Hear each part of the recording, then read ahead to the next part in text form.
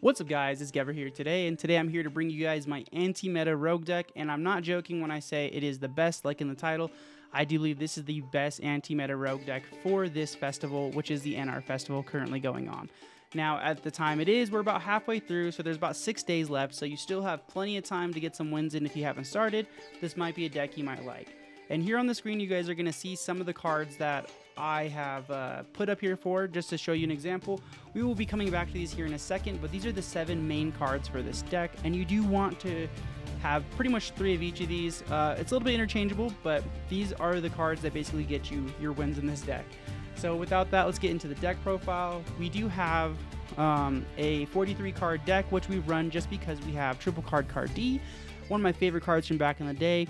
Now this card really works in this deck because you are really not really trying to go on the offensive with this. You just kind of want to set up fields and destroy your opponent's fields, which can be very fun. And this is a big strategy for that. So you pretty much want to set 5, maybe summon one of your floodgates, or summon a card end turn. So anyways, blah, blah, blah. Let's get into the next 3 cards. We have triple Banisher of the Light and triple Banisher of the Radiance. These both have the same effect, which is any card sent to the graveyard should be banished instead. So you can see how strong this will be, especially against decks like Megalith or Metal Foes.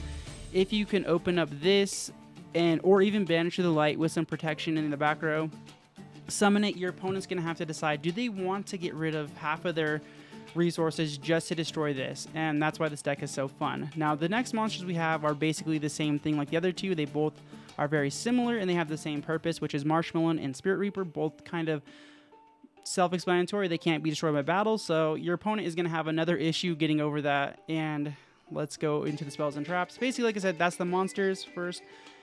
These are all just basically floodgate cards with the exception of card court. You just want to summon one of these monsters or set one of your Marshmallow or Spirit Reapers and let your back row do the work. Now getting into the spells, which is kind of the heart and soul of the deck in my opinion, because if you open up the spells, you want to at least get like 2 of these on the field as soon as possible. We have double area limit B, level limit area B, triple dimensional fissure, which has a similar effect to Banish of the Radiance. Not as good, but still works its part for floodgating your opponent.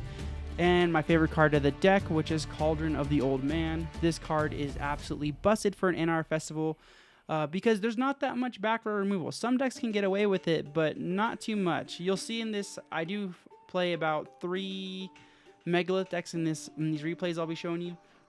But this is pretty nice, and as you can see, there's a lot of things your opponent has to choose to destroy, and a lot of people overlook this. But its effect is when this card is activated, place 1 counter on it once per turn. During the standby phase, you can place 1 counter on this card. Once per turn, you can activate one of these effects. Gain 500 life points for each counter, or inflict 300 life points for each counter to your opponent. So as you let this sit on the field, it's kind of like a wave motion cannon. It gets more dangerous every turn. I've actually got able into one of these games get 100,000 life, which was crazy. I'll post a video about that later. But that's pretty much this monster and spell lineup. These are pretty much the main monsters of the deck. As you see, we run a whole bunch of traps, which is just to disrupt your opponent's field so we can get off our main strategies. So we have triple torrential, triple bottomless, triple secret barrel, triple dimensional wall, triple wall of disruption, triple floodgate trap hole, and double fiendish. If there's anything I would change about this, I'd probably take out, maybe try taking out Fiendish Chain. It did kind of mess with me a little bit, but it still did some good in helping me win a couple duels. But like I said, you do have the option with this trap lineup to basically destroy your opponent's field, or just wipe their big monsters, or even just disrupt whatever they're going for.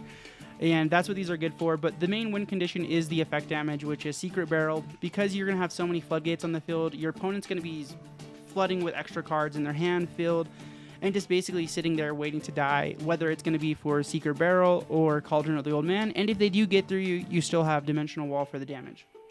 So just to pull up this screen again, just to show you guys, these are the cards that I can't I don't really know if there's anything better than these that are working to floodgate a lot of the popular decks, but these ones are the ones that I've found have been absolutely amazing for winning me some duels. Anyways, I hope you guys like this. I hope you guys enjoyed the replays coming up. If you guys do enjoy it, please drop a like or drop a comment. If you have any suggestions, feel free to drop a comment. But let's go ahead and get into the replay so you guys can see how it is, and I'll see you next time. Thank you.